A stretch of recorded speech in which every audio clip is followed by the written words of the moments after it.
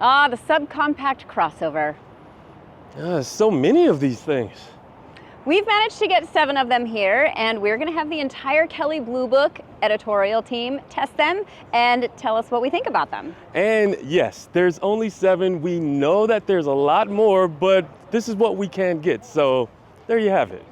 Also, YouTube, don't comment. If I had $1 for every time someone commented about what we don't include, I'd be a rich woman. So you guys be nice in the comment section. Who are all these people? They look different from the computer.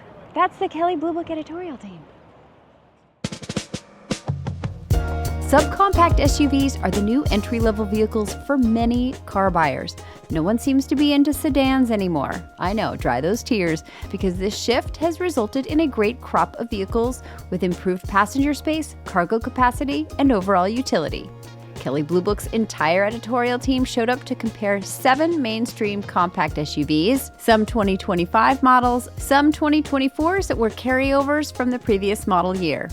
Here are the categories we ranked them by, but we also considered price, value, and Kelley Blue Book's 5-year cost-to-own insights. Coming in at number 7, the 2024 Mazda CX-30. This is a subcompact SUV for people who love to drive. Precise steering and excellent suspension tuning make the CX-30 a blast to maneuver around twists and turns. Mazda makes 2 engines available, the standard 191 horsepower 4-cylinder, which has plenty of pep, or the kick-in-the-pants 250 horsepower 4, which everyone loved. While the turbo engine is one for maximum fun, it does come at a steep price. Both engines are refined, and the 6-speed automatic transmission helps manage the power. Fuel economy is about the same as in other similarly outfitted subcompact SUVs. The CX-30 looks great with sleek curves, a classy design, and beautiful proportions. The interior is equally elegant with quality materials throughout. But while the cabin's design is attractive, it's looking a bit long in the tooth compared to other subcompact SUVs. And the infotainment system, where you have to still use a dial to navigate it, is polarizing at best. Regarding rear seat legroom, there isn't enough for tall passengers, so ensure your tallest buddy gets the front passenger seat. The attractive sloping roofline doesn't help rear seat headroom either. There isn't a lot of cargo space behind the second row, but as subcompact SUV owners know, that's a problem easily solved by folding down the second row. There is some practicality here. All-wheel drive comes standard, a rarity in this segment, and Mazda equips every CX-30 with a suite of driver aid tech like automatic emergency braking, lane departure warning, and lane keeping assist. If you stay away from the tempting turbo engine, pricing for the CX-30 is competitive in this segment. This SUV also has an excellent reputation for reliability. The Mazda CX-30 is a driver's car that happens to be a subcompact SUV. If pure practicality is your goal, then other SUVs may be a better fit. I'm a serial Mazda owner because I like driving. I've found the Mazda to be reliable, fun to drive. CX-30 is just the right size for my wife and myself. I think the turbo is fantastic, but you don't need to pony up for that. 191 horsepower in the regular 4 is plenty. Number 6, the 2025 Nissan Kicks. The second-generation Nissan Kicks gets a dramatic redesign for 2025. Its larger footprint didn't do much to boost its cargo and people-hauling abilities, but the injection of bold styling and sought-after features raises its stature in the subcompact SUV segment. Nevertheless, we were still split on our opinions of how it looks, so make sure you're into it.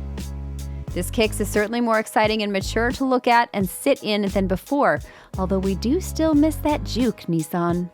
The materials game on the inside has been upped substantially, with Nissan's excellent zero-gravity seats in both rows providing a comfortable space for most of our team to sit.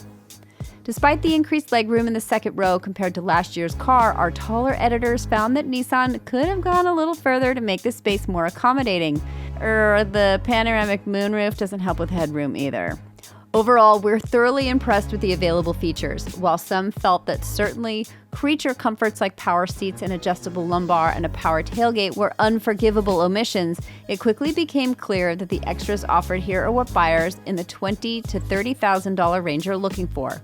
Ordering the Kicks with all-wheel drive will push the price to roughly $25,000, but accessing the core feature set can be done comfortably below the $30,000 mark.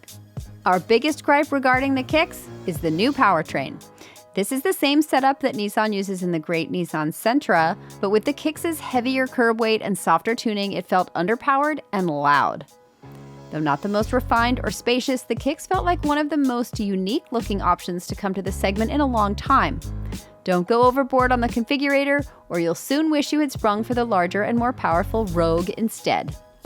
If you guys saw my first drive review of the Nissan Kicks, you heard me talk about how it's not exactly a quick car. Something I discovered that I missed the first time is the fact that there's a drive mode selector button. Unfortunately, it's hidden from sight right behind the shifter, and you might miss it. But give it a shot, and you might find the Kicks is a little bit quicker than I originally thought.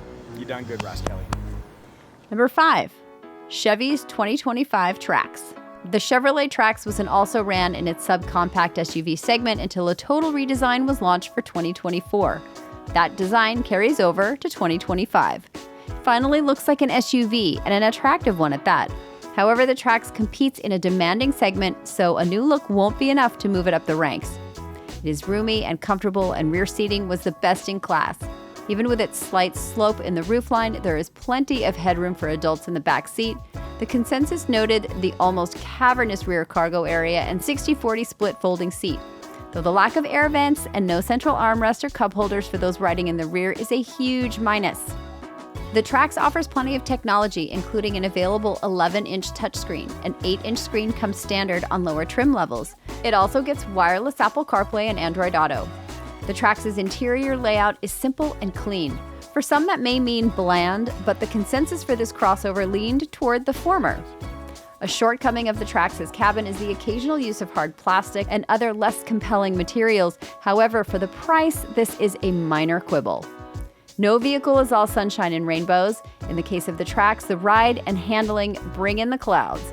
Powered by a 1.2-liter turbocharged 3-cylinder engine that sends 137 horsepower through a 6-speed automatic transmission, the Trax won't show up to Halloween as a race car, but most agree that it performed better than expected.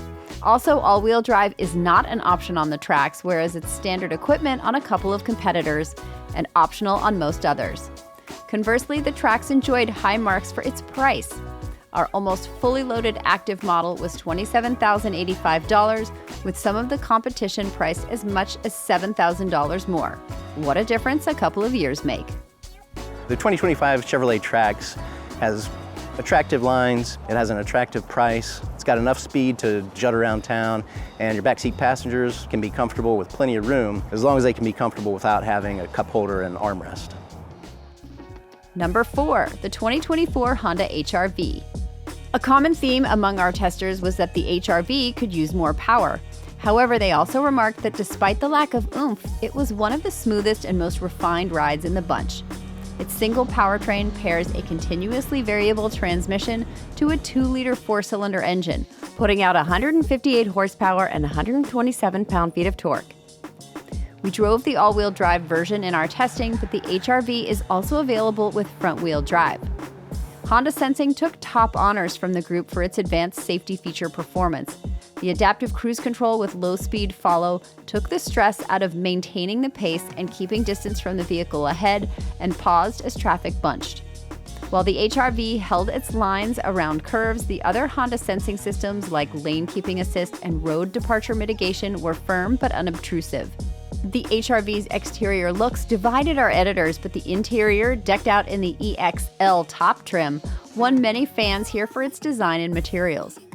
The dash's visual centerpiece is not the smallish 9-inch touchscreen atop it, but the honeycomb pattern metal grate running through it and disguising the air vents. Personality, wonderful! The black leather seating with white contrast stitching was tasteful and refined. Interesting cubbies lurk throughout the cabin, including a lower deck beneath the center console.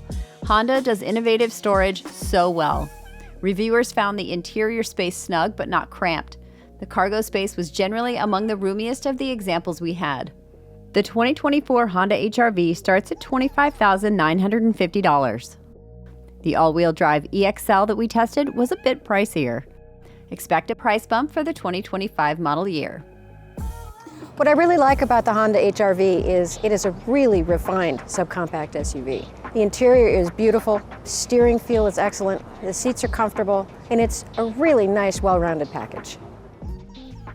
Number 3, the 2024 Corolla Cross Hybrid from Toyota. The Corolla Cross Hybrid stands firmly center pack of our subcompact crossover crowd. While the Corolla Cross Hybrid's efficiency is a significant selling point for budget-conscious buyers, our reviewers reacted favorably to its performance. The surprisingly quick hybrid powertrain produces 196 horsepower, enabled spirited acceleration, and plenty of zip to get around. We actually ranked the Corolla Cross Hybrid highest in our comparison for highway driving. The cloth seats remained comfortable for a couple of hours, and the cabin noise at cruising speed was lower than the other SUVs in our test. Both steering and braking responsiveness felt solid, and its gas-electric hybrid powertrain significantly outperformed the non-hybrid competitors in this group. Perhaps that is an unfair advantage. Despite those accolades, the interior felt a bit dull, uninspired, and perhaps outdated. Even with a starting price under $30,000, we thought there could be more zazz. Headroom for front seat occupants? Excellent. However, the back seat failed the 6-footer behind another 6-footer test. It's okay for more typical heights. The cargo area behind the back seats in this hybrid feels roomy enough for a subcompact, though below average for our group. The Corolla Cross's 8-inch infotainment screen is small, but it's easy to use. The display's image resolution for the backup camera feels meager compared to the crispness seen in other test vehicles. While the interior is unassuming and unimpressive, the Corolla Cross Hybrid safety features performed as expected and adjusted smoothly. Overall, the Toyota Corolla Cross Hybrid makes a compelling case as an efficient, well-rounded compact SUV. It certainly doesn't hurt that the Corolla Cross Hybrid wears the Toyota badge, which many shoppers and our reviewers equate with durability and solid resale value. I really like the Toyota Corolla Cross. I think it's just such a good package. It combines a lot of safety, it's got good space, and it's the only one in its segment that is available as a hybrid, getting up to 42 miles per gallon. I think it's just a great option for buyers who are in this subcompact SUV segment. They should definitely give it a look. Number 2, the 2024 Subaru Crosstrek. Since its inception, Subaru's diminutive Crosstrek has consistently punched above its class in capability, comfort, technology, and refinement. Lauded for its capability off the beaten path, the Crosstrek is far from a track star. You won't be lighting up the quarter mile, but its 29 miles to the gallon combined fuel economy rating won't set your wallet aflame at the pump either. The Crosstrek's power profile got mixed reviews from the KBB editorial team. To some, the 2.5-liter direct injection 4-cylinder was merely adequate, but was an upgrade from the 2-liter base model mill. A few testers bemoaned the droning of the continuously variable automatic transmission, while others felt that the unit was one of the better examples of its ilk. Overall, we liked the way it handled on the highway, but the inconsistent brake feel was a repeated point of contention. The Crosstrek's interior felt attractive and stylish, with most design notes striking chords with our experts. The orange contrast stitching gives outdoorsy, and the front seats are comfortable and supportive. The steering wheel feels just right, and front row legroom ample. Rear seat legroom feels on par for average-sized folks, but larger individuals may have to contort upon ingress and egress. The cargo space on the Crosstrek offers enough room for a weekend adventure's worth of gear, but likely not enough for a week-long family vacation. And Crosstrek has all the technology features you'd want from a modern SUV. Subaru's EyeSight ADAS system received repeated praise for its ease of use and activation, but its lane tracing functionality lagged most of the others. There are also many off-road focused tech features which our drivers have previously experienced and give it a thumbs up in the off-road ready category, within its limits, naturally. With an as-tested price in the mid-$30,000 range, the 2024 Subaru Crosstrek feels worthy of your consideration. As a previous generation owner of a Subaru Crosstrek, I really appreciate this current generation's updates to NVH. The isolation of the cabin is significant. The motor doesn't feel stressed out as you accelerate. If you've driven a Crosstrek before, you'll feel very much at home here. Ergonomics have pretty much stayed the same, but we get the addition of a large touchscreen, which is a great addition. However, it is a little bit slow to respond at times. Luckily, if you have CarPlay enabled, that doesn't seem to be an issue. That responds just fine. Ultimately, I think that Subaru has put together a really great package and a very good value for the subcompact segment. And finally, number 1. The clear winner here is the 2025 Hyundai Kona. The Kona consistently came out on top in our group of subcompact SUVs. It gets you where you need to go comfortably and efficiently, with its robust standard active safety technologies working in the background to keep you safe on the road. It also comes with a class-leading warranty and an infotainment system that's miles ahead of its competitors. Additionally, the Kona provides excellent value for the money with its starting price of $25,745, including the destination fee. There are 3 powertrains available, an EV and a 2-liter 4-cylinder, which we did not drive. Our tester came with the 1.6-liter turbocharged 4, which we felt was more than adequately powered. We appreciated that it was mated to an 8-speed automatic transmission, which the lesser powered does not. It gets a CVT. So if you're looking for that spirited drive, then we recommend the higher powered option. The Kona's refined driving dynamics made it a great road trip car. The large 12.3-inch display is presented as one contiguous screen along the dashboard with easy-to-see large graphics. Wireless integration for Apple CarPlay and Android Auto makes connectivity a breeze. Everyone agreed it's among the best of the pack for its cargo space, with 25.5 cubic feet behind the second row. We packed 2 large cases, a carry-on, a large backpack, and several other small bags comfortably inside. If you're considering this car, spend some time using the steering column-mounted gear shift. Some of our drivers found it awkward, while others liked that it freed up space in the console area. Also, if you prefer adaptive cruise control, check for trim packages with this feature, as it's not standard on the base model. I love the Hyundai Kona. I love everything about it, from the color of the interior to the exterior, but I don't like the placement of the gear shift. But yeah, overall, it's a great car, bad placement for the gear shift. Thank you. Whichever subcompact SUV you choose, you can always head to kbb.com. Kelley Blue Book can help you find a fair purchase price on any one of these cars or something else.